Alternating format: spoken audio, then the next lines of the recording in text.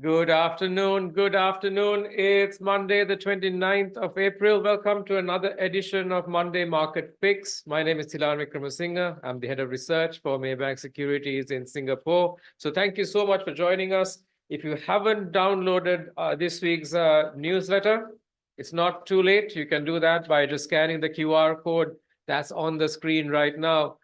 What a week last week it was for the markets. We saw some very strong results from Microsoft and a lot of other AI tethered names.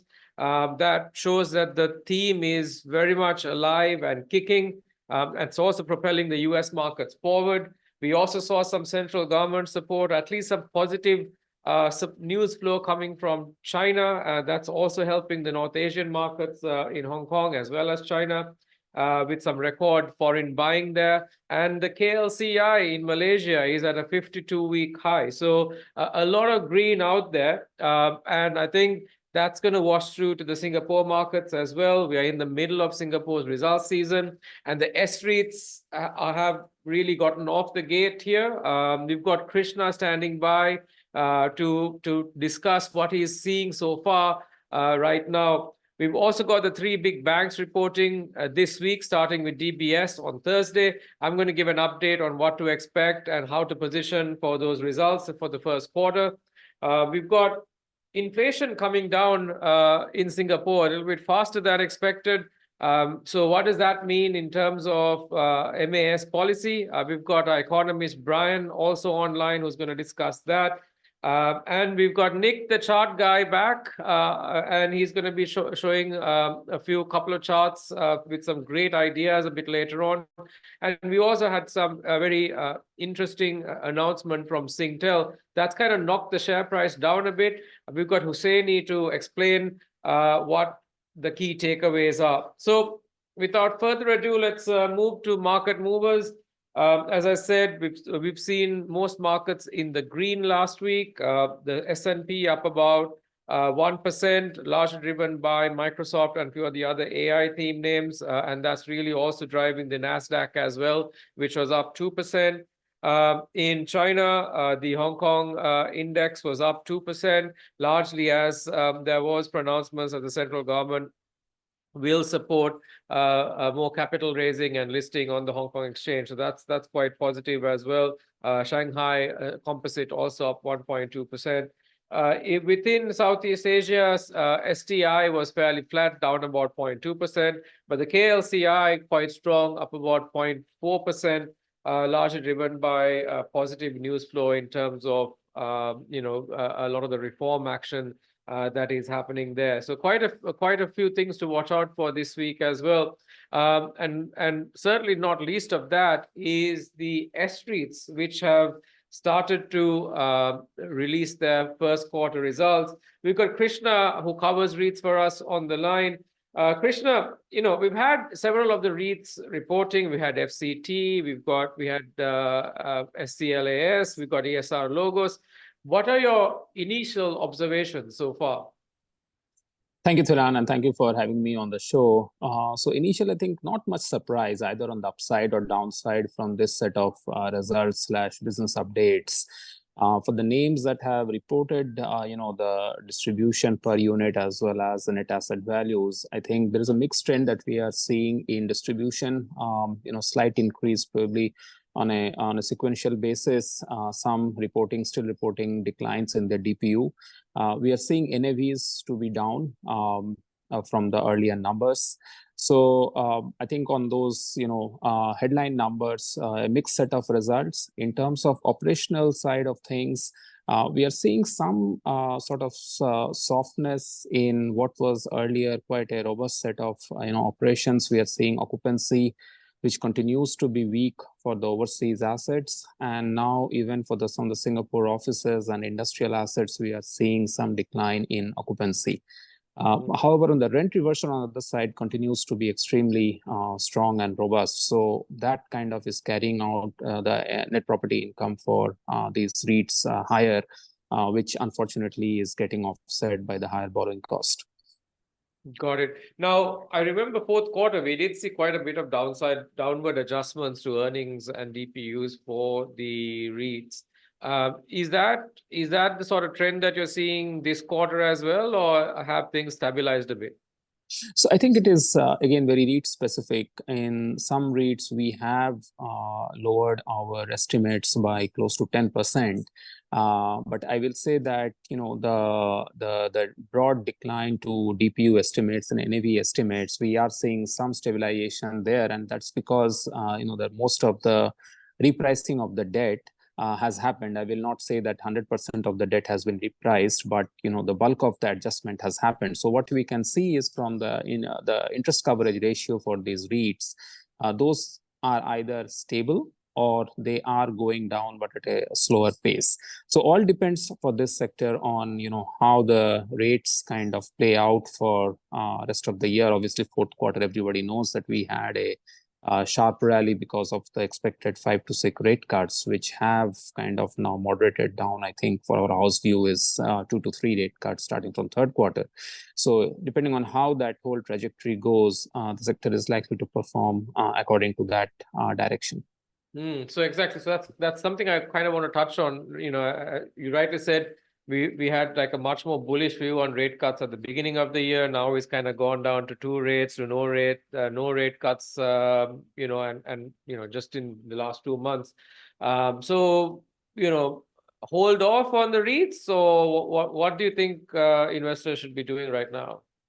So I think our view has not changed right from I think early last year when I started taking coverage of this sector. That I think this is an important sector within the Singapore context. Deposits are growing and they do give dividends. So you cannot have your skin completely off the game, but you have to be selective. So my view is that if you are going to trade, then the high yield sort of low price to book names do give you an opportunity. But you have to have them with a trading view. And I think trading small always helps, because even if you lose, then you do not lose much of the money, but you have to trade frequently.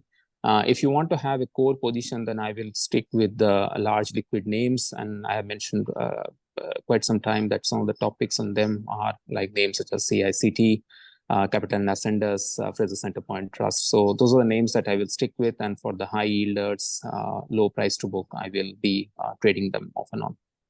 Got it. So be selective as we go into the rest of the quarter. Thanks, Krishna, for joining us on that. And when you talk about interest rates, you got REITs, and on the other side of the coin are the banks, and the Sing banks start reporting this week. DBS will be out on the 2nd of May, UOB on the 8th of May, and OCBC on the 10th of May. So let me give you some color on how I'm thinking the banking sector will perform for the first quarter. We are expecting earnings momentum to actually be fairly flat for the sector, from a combination of peaking net interest income as well as fairly slow growth in the non-interest income side. We are expecting funding costs to be chipping away at the net interest margins, while loan growth also will be fairly tepid, largely from fairly slow growth in North Asia, in Hong Kong and China, and also the strong Sing dollar kind of translating away some of the growth that we may have seen in some of the ASEAN countries. Plus, a lot of customers, especially the corporates, are kind of staying sidelined because of the high interest rates as well. One of the areas that we are really closely watching is wealth management. So this has the potential to turn around at some point, given the massive amounts of inflows Singapore banks have enjoyed over the past couple of years. And we are watching to see where the clients are starting to put some of their AUM to work rather than keeping them in fixed deposit. Right now, we think there will be some of that happening, but not a lot. I think clients are still going to be a little bit sidelined. The other area that we'll be watching very closely will be management guidance. Remember, Sing Bank's managements do provide some very strong guidance in terms of how they expect overall earnings and overall loans and margins will fare out for the year. Remember back in February when they provided their first sort of guidance for 2024, the expectations were for 4 to 5 rate cuts. Now the rate cut scenario has changed significantly to two cuts to no cuts. So in that sort of scenario, there is potential for managements of the Sing banks to upgrade their outlook in terms of earnings. So that's something to watch out for. And obviously, upgraded earnings is something we like because that provides more certainty in terms of dividends. Finally, things like asset quality in terms of NPLs, we're not expecting any big changes this quarter. In fact, we probably expect credit charges, which is the provisions the banks take on their P&L, to actually come off during this quarter. In terms of banks that can surprise on the first quarter for earnings, we think DBS and OCBC has the highest chance for that. From better trading income as well as lower provisioning. We also saw Great Eastern's results that came out earlier today, which shows that earnings have grown there. So that's actually a positive for OCBC. UOB, on the other hand, might see a little bit of pressure on their margins, just like what they saw in the fourth quarter of last year. So overall, for the banks, we're keeping our view that it's neutral, but we are leaning a little bit more towards a positive when given the higher for longer sort of interest rate environment. Our top pick remains DBS, followed by OCBC and then UOB. So do watch out for our results notes coming through on the banks, over the next few days. You can see our OCBC is not a buy, it's a hold at the moment. You can see those recommendations on screen right now. UOB is also a hold. Okay, so let's move on to speaking about banks and REITs. Let's move on to central bank policy. Again, still down to a lot of interest rates, and we've got Brian, our economist, on the line. Brian, welcome to the show. Singapore reported inflation data for March, which fell more than expected, despite having Taylor Swift in town. What are some of the reasons for falling inflation, and will it keep falling? And what do you think the MAS will do? Hi, Tilan. Thanks for having me on the show. Yeah, indeed. So we had core inflation cooling to 3.1% from February 7-month high of 3.6%, while headline inflation slowed to 2.7%, which was actually the lowest print since September of 2021. If you break down the drivers, I think food and travel services were the main drivers of the decline in core inflation, as essentially the bump up in demand during the festive Lunar New Year period dissipated. And I think the slowdown in headline inflation was also attributed to a decline in private transport costs, in addition to the factors I described above, as we have cooling COE premiums. I think looking ahead, there are forces driving down inflation this year. External pressures for core inflation are easing off. Imported inflation is being dampened by the strong exchange rate, cooling global prices for most food commodities, and also goods disinflation from China. And headline inflation will be falling and probably diverging from core inflation, given the easing COE prices and private transport costs. Nonetheless, we caution that domestic cost pressures remain elevated, which is contributing to only inflation still being sticky and slow to decline. Businesses may continue passing on higher cost to consumer prices. And I think the 7% hike in water prices in April does not actually help things here. So I think all in, our assessment is for core inflation to drift down gradually towards 2.5% by the fourth quarter. And we think this should open the door for MAS to ease policy at the October meeting at the earliest. Okay, so October is the key sort of month to watch out for easing. Now, Brian, while I have you on the line, we saw industrial production also come off in March, well below expectations, in fact. Do you think, we've had this story of electronic manufacturing recovering for most of the year. Is that in jeopardy? Will the weak manufacturing figure lead the Singapore government to actually revise down their GDP forecasts? Well, yeah. So I think we saw industrial production falling by 9% year on year in March, and a large part of this was driven by electronics. Electronics output actually plunged by double digits, 11% year on year in March, and this was mainly due to weakness in semiconductors. So I think if you break down the drivers, it's interesting that Singapore's electronics recovery has actually been lagging behind the pickup seen in other tech exporters in the region. We think Singapore's production structure may not be as leveraged to the ongoing boom in advanced chips for AI servers as compared to peers like Taiwan and South Korea. In contrast, Singapore's semiconductor ecosystem is mainly built around mature nodes. Thus, the Republic may be more exposed to the slowdown in demand for, automotive as well as industrial chips. Moreover, I think we have China urging its EV makers to buy local auto chips instead of foreign-made chips, and this may be dampening its import demand. Nonetheless, I think we are still optimistic on Singapore's manufacturing recovery in the months ahead.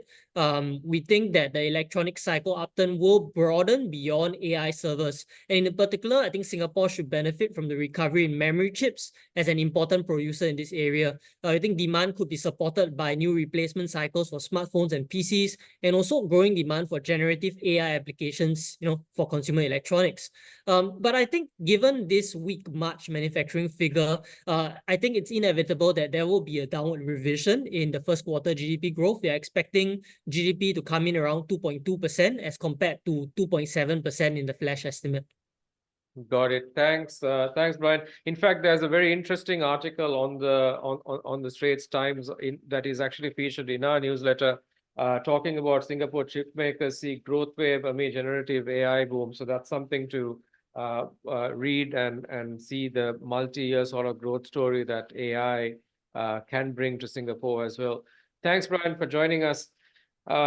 With that, we've got Nick, the chart guy. He's online, and we've got he's got some great ideas that go really well with the chip and the tech manufacturing story. So, Nick, what have you got for us? Thank you, Dylan, for having me today. Good afternoon, everyone. So for this week, we have two stocks. The first one is AZTECH Global. The stock has been highlighted in our regional strategy back in 26 February. As per our previous report, the stock has gained about 15.3%, but yet to hit our first target. Our first target is actually at 1.02. It was peaked at a high at 1.01. We missed by one bit. But regardless, the uptrend still pretty much in play despite the subsequent minor correction. As you can see, last week the stock is actually rebounding off the yellow line color, which is actually the 100-day moving average, and of course another support level we need at 38.2 Fibonacci level. So the new high-low structure was formed for the stock, and I do think there's a room for further upside given the uptrend is pretty much intact. If you look on the RSI, is also improving back into the 50-point mark. And if you look another reading on the MACD, it actually start to converge and could actually flash a new buy signal soon. But because of that, I think in terms of the risk ratio, we think our current level is quite attractive for reaccumulation, particularly when we revise our stop loss slightly higher. Your risk is about 7.5% downside risk with the potential reward up to 17%. So we actually reiterate our technical buy with a new I think we're introducing a new high target at 1.1 Sing dollar, and support remain the same. Support is higher at 86.5 cents. So that is actually the first one. The second stock will be Let's change the slide. FRENCKEN Group. So what I like about stock, if you look since the high on March, the stock is actually on the correction. But the correction has ended, particularly when the stock is creating some sort of reversal signal last week. Now, if you look slightly on the left, there is a high on February, right reading at 1.46 Sing dollar. So those actually the previous resistance now turning into a support level. So those rebound as per last Friday has showcased that the stock is actually forming a hammer pattern. So this hammer pattern is is actually what we call that a reversal pattern. Now, if you combine two of the candle, the previous two of the candle on the last Thursday, on last Friday, you get another pattern of harami. Harami is also a bullish pattern. And if you look on the overall trend structure, is pretty much what we call that positive. Now, while MACD yet to hit what we call that flash any buy signal, but I like the reading on RSI. If you look on RSI, the momentum, the RSI has kept testing the oversold territory at least number of times for the past few weeks, but it did not go through inside the oversold territory. That means there's a plenty of the interest coming in, lurking within those particular level, which is actually sit at 1.45. So with that in mind, the reversal also occur within 61.8 Fibonacci level, and we think there's a plenty of the confluence signal. Because of that, we think it's worth to look for the stock at the current level, particularly when you risk to reward ratio is quite decent at 1 to 2.7, which means you risk about 6 to 7% with a potential upside of 16%. So okay, that's two from me for this week. Hopefully, this going to give trading well and continue the uptrend. Thanks, Nick. That was really helpful. So please do have a read through his notes on our newsletter today. Now we're running short of time, but we're going to have Hussaini, who's online. Singtel's announced some major impairments today, as well as a regional network sharing deal between Optus and TPG. The stock hasn't really taken that quite well. So Hussaini, can you please tell us what this Optus TPG network sharing agreement is? Yeah, sure. Thanks, Thilan, for having me. It's a multi-operator core network agreement. Simply put, TPG and Optus are going to operate only one singular network going forward in the regional Australia rather than two networks. Okay. Now, this means savings on the OPEX and CAPEX side. Okay. Theoretically, it should halve the cost of running a network by 50%. Okay. Now, as Optus has been ahead of on the rollout compared to TPG, they are going to get a net inflow of 900 million Aussie dollars from TPG for the next 11 years for the duration of the contract or duration of the agreement. So we see this to be free cash flow as well as ROIC positive. Now, Singtel management just hosted a call and they noted that they expect Optus CAPEX to go down to mid-teens from 19% currently. So essentially, network OPEX and CAPEX savings in our view, and we see it in a positive light. Right. So if it's so positive, why is the stock not reacting negatively? Yeah, so there was also an announcement of impairment, non-cash impairment of $3.1 billion. Of that, majority of it was 80-90% of it was linked to goodwill impairment, and around 500 million linked to asset impairment in the enterprise business of Optus. Okay. Now the remaining goodwill impairment is because of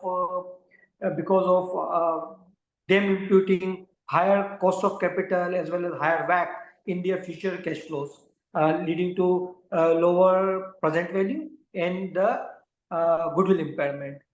But investors are a bit spooked that is Singtel factoring a lower growth going forward, which management clarified it is not the case. They do see slower growth in the enterprise business of Optus, but that is a very small component of Optus. The consumer business, which is 80-90% of the Optus business, they don't see any impact. But nevertheless, there was a goodwill impairment, which kind of concerned the investors. Now, management also clarified that these are one-off charges and doesn't impact their dividends. So no risk on dividends. We see around 5 to 6% forward yield for Singtel. No risk to that.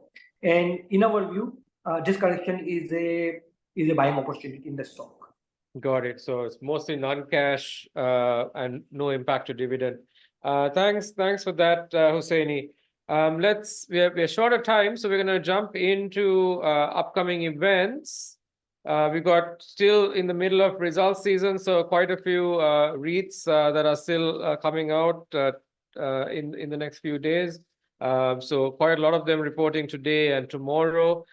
We got Parkway Life on the 30th, CDL Hospitality Trust also on the 30th, and then DBS on the 2nd of May. In terms of events,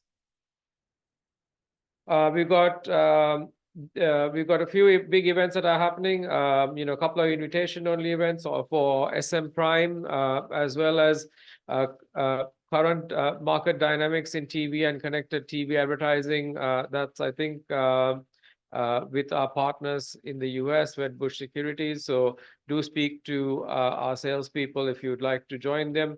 And also, we've got a very exclusive corporate access event with FRKN REIT, which is on the 8th of May. You can sign up for that using the link that's on your screen. With that, unfortunately, we've run out of time. As always, thank you so much for taking time on Monday to join us.